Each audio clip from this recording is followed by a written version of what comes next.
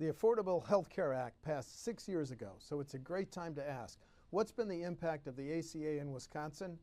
Was it good public policy? What are the public policy decisions that lie ahead? I have two experts in health care, none of which is a physician, but thank you. Thanks to State Representative Joe Sanfelippo. He represents the 15th Assembly District. He's a Republican, and he chairs the Assembly Health Committee. And Bob Vita spent 15 years at Marshfield Clinic, and he is a retired healthcare executive. He started a Milwaukee Healthcare Co-op. We'll talk about that in a little bit. He's a lecturer at UW-Milwaukee Lubar School of Business and UWM's College of Health Sciences. Gentlemen, you're both natives of Milwaukee, but maybe you disagree on healthcare policy a little bit. Let's start with this. But first of all, thanks for being here. You're welcome. Thank you for the ACA passed 6 years ago. Let's go take it back to the basics.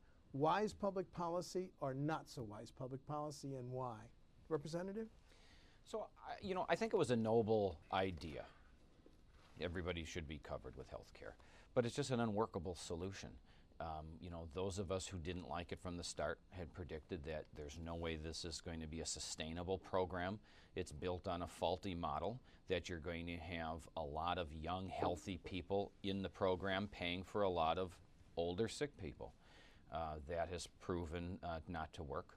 And it's also proven that it's a financial ruin in every state that has built their own exchanges. They're buckling under extreme financial pressure, and we haven't even we haven't started to see the beginning yet. It's only going to get worse as starting next year the federal government starts ratcheting down the payments that they're making. So failed major federal policy, Representative. That's my opinion, yes. Okay, Bob? I think it's experimental, and I think the jury is still out, and here's why. As the Brothers of Mary taught me in high school, Voltaire said, perfect is the enemy of good. And we have had a fractured health insurance market for the 42 years I worked in it. I started out with Blue Cross, and it was open enrollment. It was no pre-existing conditions, guarantee issue, and that was in 1973. And that all changed.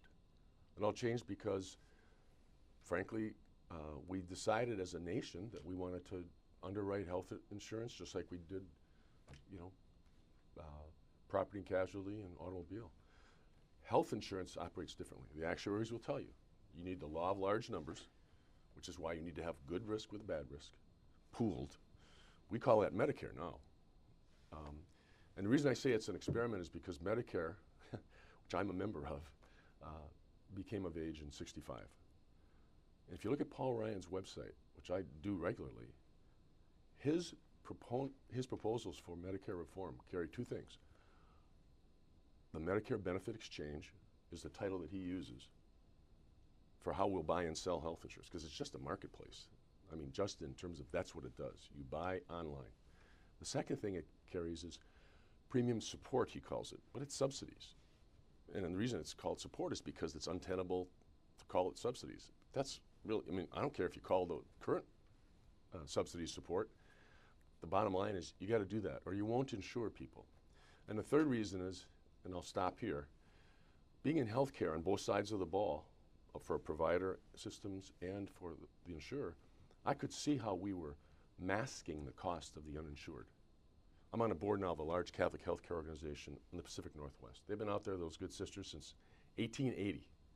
Seattle, Portland, up in Ketchikan, Alaska, ministering to lumbermen and fishermen and farmers.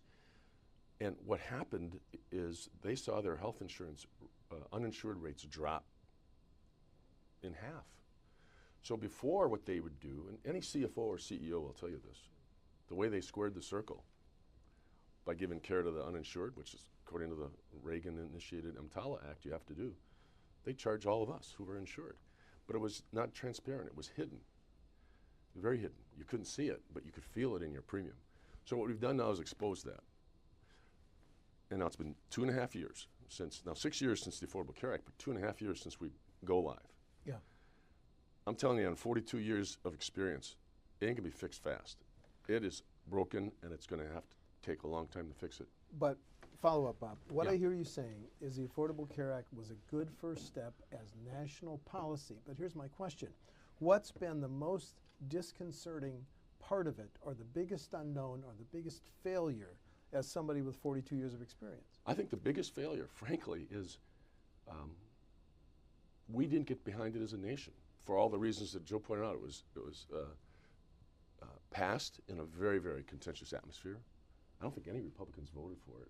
No, made it right. It was passed Christmas Eve by one vote. I Dave believe Obey was in the chair. Yeah. All Democrats. And then he retired. So it was out of contention, and so Medicare was as well, and so was Part D, by the way. So I'm using analogies. President Bush had Part D passed for Medicare, you know, the pharmacy donut, and that was contentious too. It takes a long time to get past that contention for the good of the nation. I'm an old school guy. I'm a vet. You do things for the good of the nation, and I think this is for the good of the nation. When I look at what's happened with the uninsured, and then I'll talk at some point about the small businesses and individual business people like freelancers. But I won't belabor that now. You can ask me that later. But okay, Joe, here's my question. A huge debate. Do we have a single payer system, or President Obama took this first step, and the Democrats in Congress in 2010 with the Affordable Care Act? If it was either single payer system or the Affordable Care Act, is the ACA less of a evil? Well, I believe that the single payer system is where those who support the ACA want to go. Eventually. Correct? Eventually, yeah. Because I can't believe that with all of the smart people that we have in Washington and all the actuaries and everybody putting in the numbers, that they really did not know what type of a financial train wreck the Affordable Care Act was going to be. I mean, when you take a look at state after state, you know, Illinois, $1.5 billion more than they anticipated. The state of Washington, $2.3 billion more than they've anticipated. These are cost Arkansas, overruns? almost $1 billion more than they've anticipated. How could so many people be off with those numbers? I just want to be sure I understand that. Are those costing more money than what they expected on it was those going states? to cost on those states? Okay, so Correct. the state of, I think you mentioned state of Washington, Right. has an additional obligation of its tax dollars, its expenditures of, what'd you say? $2.3 billion Okay, in the state of Washington. not counting the federal support. And no, that's counting right now. It now, is. stop to think about it. Beginning in 2017, they're going to have to pick up 5% of the tab. So Yes. their increases are going to go up even higher. So these states are going to be, it's going to be costing them more money. So to go back to the program, yeah, I think that, you know, you're best off when the government tries to stay out of the mix and let the private sector come up with solutions. If you take a look at what we've done here in Wisconsin, we've lowered our uninsured rate here by 50% in Wisconsin as well. We had one of the lowest rates. We had one of the lowest, so we Yes. were not as bad as everybody else. We hovered around 11%. I think we've seen the number come out just within the last week or so. We're down below 5 now. Yep. According to the Kaiser Family Foundation, Wisconsin is the only state in the nation that can boast no coverage gap. Everybody has access to coverage. Not even the states who've taken the expansion can boast that. So I think that proves that, you know, we don't need big nanny government from Washington coming in and dictating a program to us. So as I started out saying, the idea was noble, and we certainly had problems with the system that was in place, and it needed to be changed. But the Affordable Care Act is not the answer. Well, before I get to Bob, quick follow-up. I think we looked up before the start of the show. 239,000 is that addition. 239,000 Wisconsin residents now have health care through the Affordable Care Act. Isn't that in and of itself good public policy, or are you really concerned about the fiscal cost numbers that go along with that, Joe? So for Wisconsin, it hasn't been a train wreck because we didn't take the Medicaid expansion such as the other states did. I mean, you look at Ohio, for example. Ohio is already, after 2 years into the program, they've already doubled what they expect this thing to cost. When they went into this, they said it was going to cost their state about $14 billion by 2020. Mm-hmm. Now it's $28.5 billion they're saying it's going to cost. Okay. More than double. And so in the long run, why we have it better in Wisconsin is, again, because we're not going to be facing that train wreck. As it is, Medicaid devours every bit of extra money that we as a state have generated now for the last 3 budgets, correct? I mean, Yes. Governor Walker has put $3 billion additional dollars into Medicaid just for cost to continue. So we would like to say that, you know, we're doing new programs. We're not. This is just our cost to continue. We expect to have 50% more people on the Medicaid roll in the next, I believe it was 10 or 15 years, just through retirements and as our population is aging. So things are only going to get much worse as far as the dependence on the program. Bob, the 239,000 additional Wisconsin residents that now have health care because of the ACA, how net a good is that given the financial realities of that? Well, I think it's a net good because we'd be paying for these people, but we wouldn't be accounting for it. So the costs that Joe is citing, which are true, I just came from a board meeting in the state of Washington, and Medicaid is overrun. The outrun its projections. Part of the problem, though, is because of what's called woodworkers. People have come out of the woodwork who weren't insured before. And so the cost overruns are because enrollment overruns. Ohio the same way. I lived in Memphis, Tennessee for 7 years. And the state of Tennessee, Arkansas, Mississippi, the Mid-South, had no baseline, not a baseline compared to Wisconsin. Wisconsin has great health care, terrific public policy, a clean government reputation. Those states didn't, and they've had to face that to try to attract businesses. So their attempts to get Medicaid in Arkansas, for example, have been tough because they come off a baseline that was very bad. Uninsured rates that were phenomenal, 20%. So you can't, because all health care is local, like all politics, right? Isn't that what the Daily said? Tip O'Neill said. Okay. So I think that we can't compare Wisconsin to them, but we can compare them to ourselves. And I'm glad to hear Joe say we've cut our uninsured rate because that means we're not masking that cost anymore. So John Torinas, when he writes, his blog about healthcare, and I read that thing every time it comes out about the private sector, cites that. Well, I'm going to go to your term, woodworkers, which I hadn't heard of, because I assume these are people who hadn't had health care prior to the ACA. Right. Now they have it, so they would not do any preventive medicine, and when they had emergencies, they showed up in the emergency room, which is the single highest cost of care. Right. Am I right? Yes. So now they can have some preventative care and not go directly to the emergency room? Yep. I'm not a clinician. You established that fact. But my son and daughter-in-law are, and I've got 3 nieces who are. And I've hung around doctors for all my life. They will tell you that if you don't catch this stuff early, diabetes is a chronic ailment. I just talked to Dr. Ian Gilson. He gave me permission to use his name, who's an internist, my condo neighbor. He said, Bob, I can now treat diabetes because they come in instead of having their leg amputated. And the second thing that's really important is Medicare. If we don't take care of these for the 60-year-old, when they're 65 and they're trying to get, if they're still alive, it'll be all on Medicare. And the actuaries know that. So isn't it better to insure these people earlier and have the private sector pay for health care than the government have to pay for it later? Because that's all taxpayers.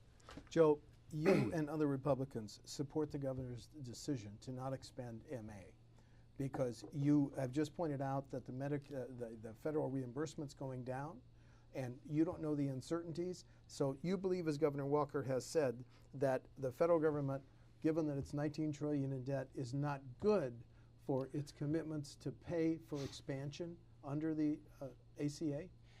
So if you just look at the federal government's track record with Medicaid, the reimbursement, I mean, it averages, I think we're around 65%, or between 60 and 65% here in Wisconsin. But like nationwide, you have about an average of around 50%. But the federal government, over the years, has ratcheted down their commitment to reimbursement on regular Medicaid rates. When the ACA was created, they put into place what is called these risk corridor payments. So what they basically said to these states was, you build your co-op, and if you're losing money, we're going to take money from other co-ops in other states that are doing fine and cover your losses and pay you the money.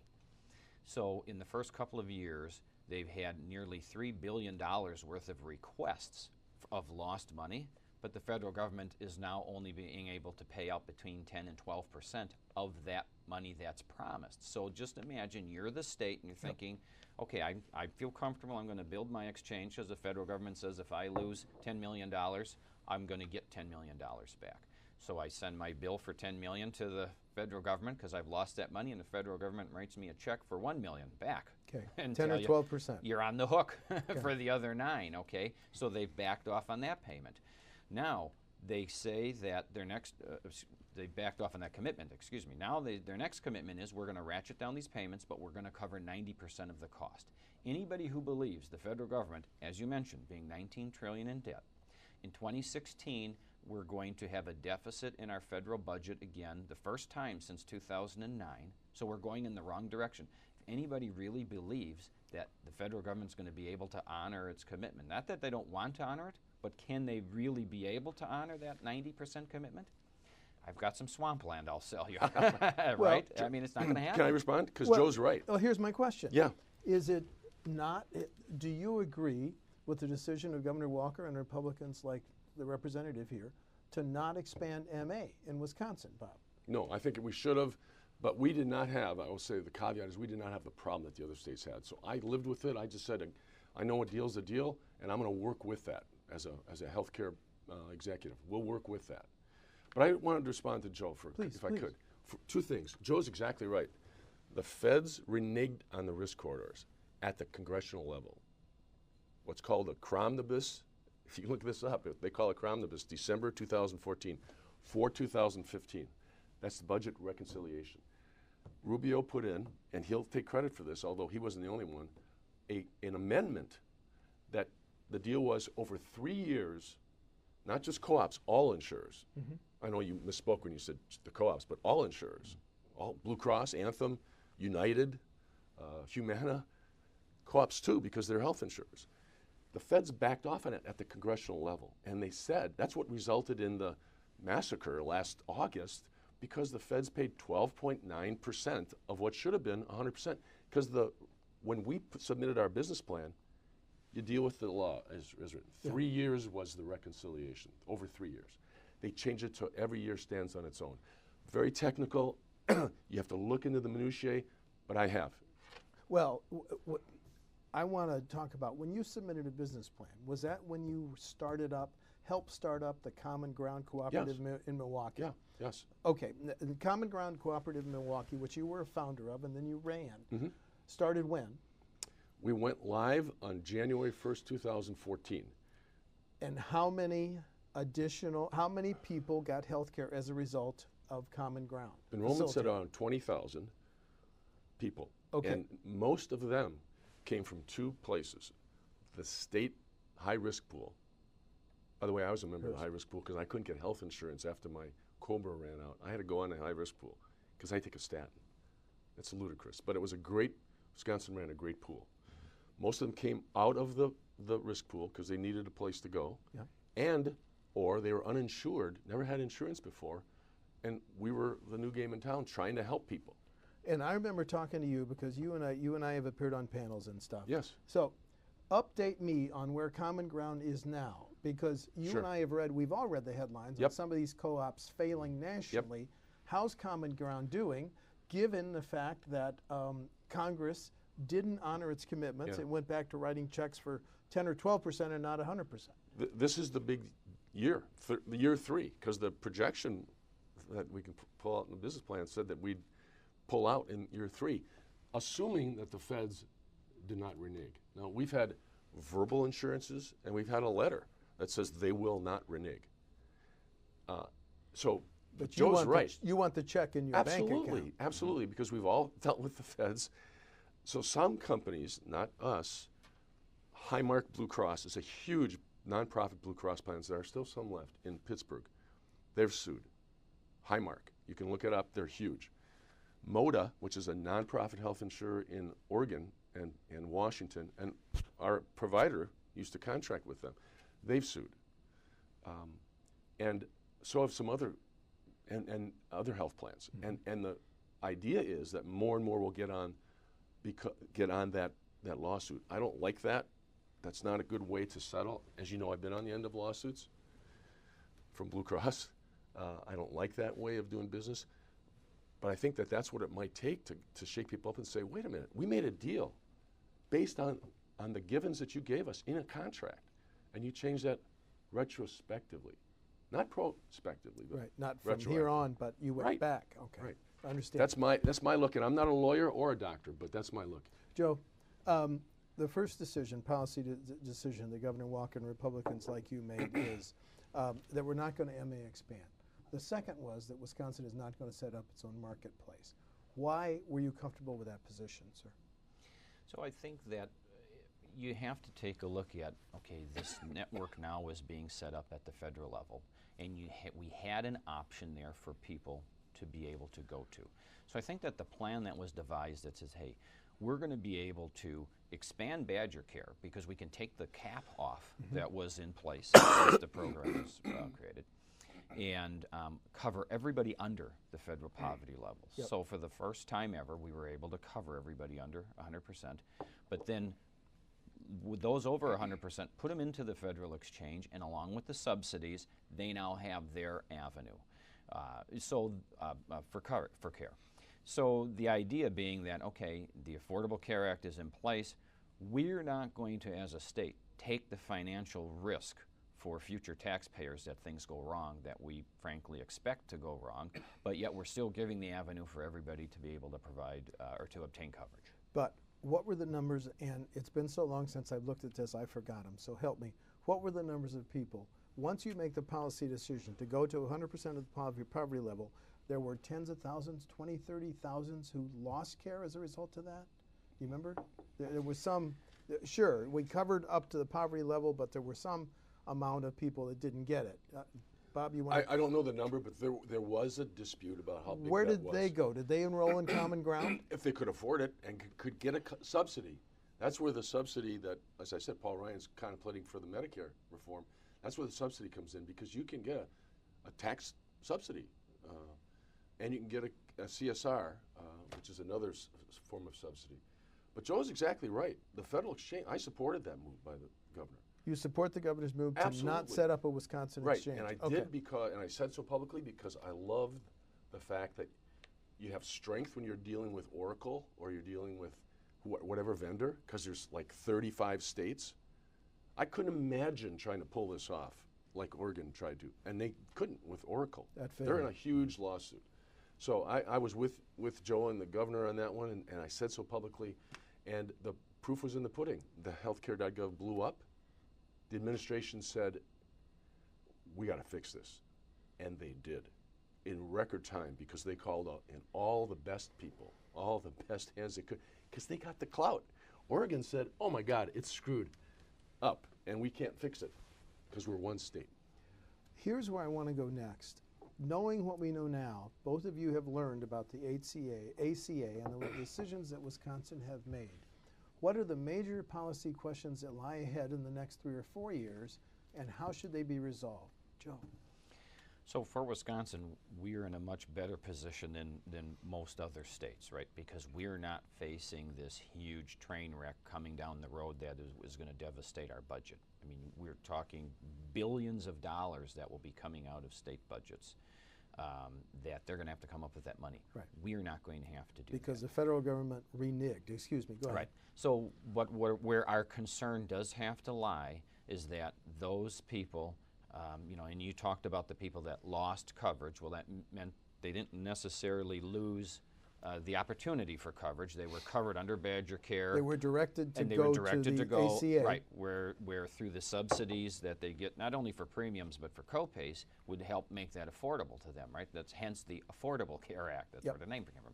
So our concern going forward is that somehow those subsidies don't decline to make it unaffordable for people to be able to obtain coverage, because the last thing I think that any of us want to see is our uninsured number going back up. Right. I mean, we've got it down below 5% or around 5%.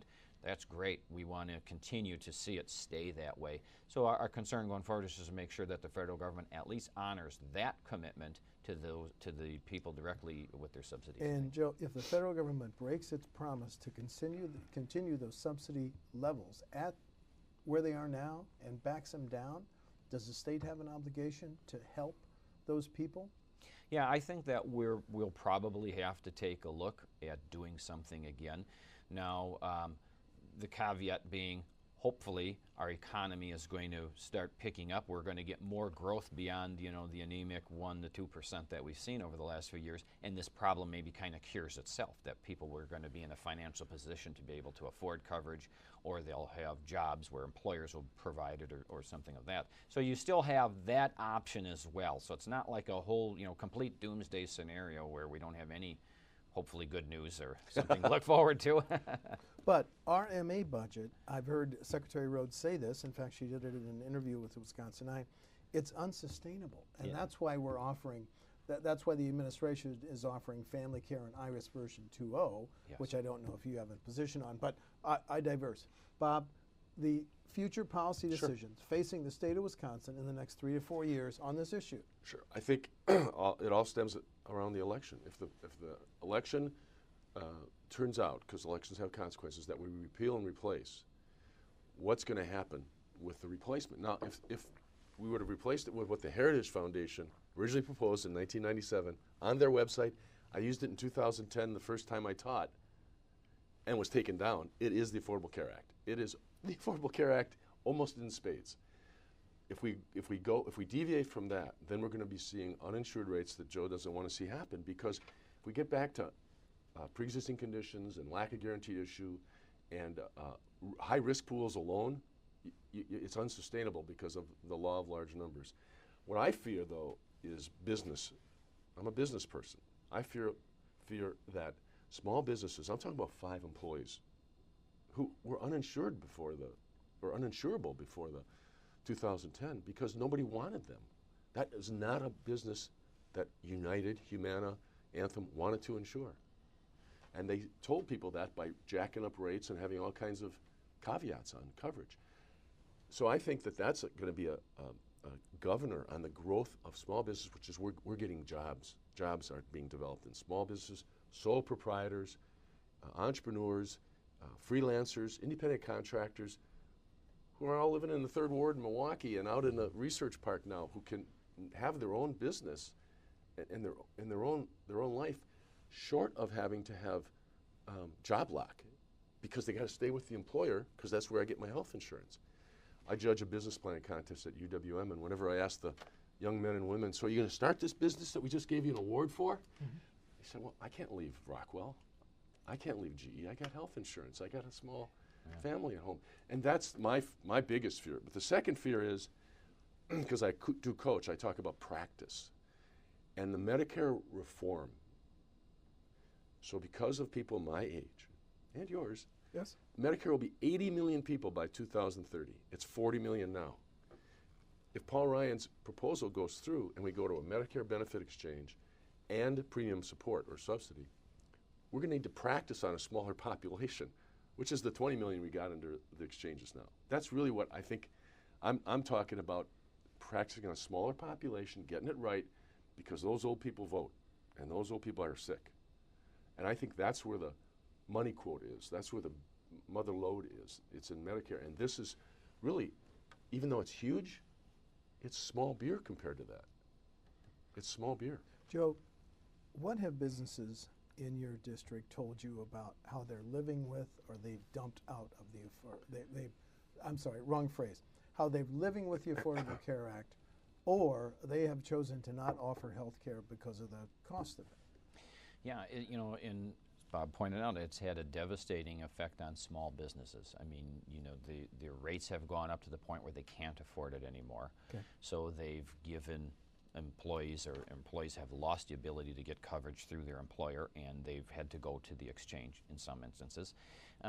You had some small businesses that didn't offer a health plan, but what they did is they provided a reimbursement, a fixed rate, where they would give the employee a check every month. Okay, use this towards your health care. You can go out and buy your own individual plan. That's illegal under the Affordable Care Act. So you have a whole other group of people that lost coverage. And again, with some of the changes that were delayed that will be taking effect in 2017, Coincidentally, after President Obama leaves office and things kind of change over, you're going to see costs are predicted to start escalating even more than what we've seen so far. Yes, the projected premium increases are pretty scary. Yeah, and so I think that you still have more of a delayed effect that you're going to be seeing in those regards. So besides all of the money problems on the state levels with the budget, you're going to have people being personally hit with financial problems as well. Okay, we're almost out of time, so maybe this is the last question. Republicans in Congress have voted dozens of times to repeal the Affordable Care Act. Depending on the outcome of the presidential election, the Affordable Care Act could be repealed. So here's my question. What's your advice to the 239,000 people in Wisconsin who say, I now have health care, because of the ACA. What is repeal and replace mean for me? Joe, you want to go first then, Bob? So Ronald Reagan once said the closest thing to eternity on earth is a government program. So the concept is going to remain. The Affordable Care Act itself, I believe, will be repealed. And it should be? Yes. Okay. I believe it should be. I believe it will be. But I am also as equally certain that Speaker Ryan will be coming out with the second half of the phrase, repeal and replace. Everything to this point has been repeal, and Speaker Ryan has been very succinct that, listen, we can't just say no, no, no, we have to also offer suggestions. So I think soon you're going to see coming out of Congress, and the House especially, a specific proposal for repeal and replace. Now, what the end result of the replace is, I think time will tell, and it's going to be debated back and forth, Sure. But that is very important. So I would tell our 239,000 people, don't get nervous. There will be some changes. There have to be, because what we have right now is not sustainable, but you will continue to be able to have coverage in one way or another from, hopefully, something from more directed from the private sector as opposed to Washington forcing it down on everybody. Bob, he's going to be in office, and he's going to be making a part of these decisions. So he just said 239,000, don't get horribly concerned. How do you feel about that? I'd say if to there the is repeal. 239,000. Sure, I'd say it depends on what it's replaced with, but everything I've read talks around the issue of pre-existing conditions. Congressman Ryan's talked about high-risk pools, putting people in high-risk pools. The actuaries will tell you that's a long road to a small house. That's what concerns me. And I would tell the 239,000 people, the last 3 years have been rough. Buckle up, it's going to get rougher. The second thing I would say is why? Because the premiums increase? Premiums are going to increase because insurers don't like uncertainty. The stock market doesn't like uncertainty. You're seeing a consolidation in the insurance market that's unprecedented. Anthem, Cigna, Yep. Aetna, The largest Humana. providers are Yeah, pairing up. yeah, and they are all worried about their futures because they've had a pretty good 3 years with more insureds coming into it. Now they'll complain about it like United has, but you know, Anthem's doing well and Cigna's doing well and Molina's doing well. So I tell people I would be worried, and I have people in my family that are covered, but I also tell small business people, because I disagree with Joe on one thing. It's not illegal for me as an employer to give you an increase in pay and say, go buy on the insurance exchange. That's not illegal. It's just taxable. It's taxable income. If the Congress would pass a deduction for that, just like they passed a deduction in World War II for group employer group health insurance, that's what they did. That's how they boosted health insurance. That's how Blue Cross got formed. If they would do that, then small businesses could give their people money and say, I don't buy you bread, I don't buy you a house, why do I buy you health insurance? Go out and buy it. We have employers that have done that. The chairman of our board has done that. He's got a specialty hardwoods sawmill in West Bend, and he gives his employees, he grosses up, even though they've got to pay more because of health insurance being taxable now, right? I mean, that pay, it's pay. So that's the part that is illegal because you can't deduct it as an individual. So he just said employers could give them Yeah. additional pay to offset any additional health care costs. I want to give you a chance to respond before we end the show. It's a great thought, but when you have an economy that is only growing at 2% or less for this last several decades, The employees have not gotten raises because the companies can't afford to give them raises. So unlike the federal government, who just gins up the printing machine and prints more money, a small business is not going to be able to do that. Very good. Okay, we've got to leave it here for time reasons, Deal. but it's a fascinating discussion. It is. Oh, it was Thank a you so great much. discussion. Oh, you're sick. Okay. I'm sick. But great discussion. I Thank wanna you. bet. thank I State- appreciate- State- I I wanna thank appreciate State this Representative civil Joe dialogue. Sanfelippo, Hope so. Chairman of the Assembly Health Committee, and Bob DeVita, Healthcare Executive. And gentlemen, thank you. Let's Thanks for resume the having us. conversation maybe in a little bit. You're welcome, good. Steve. Thanks. Thank you, Steve. Thank you.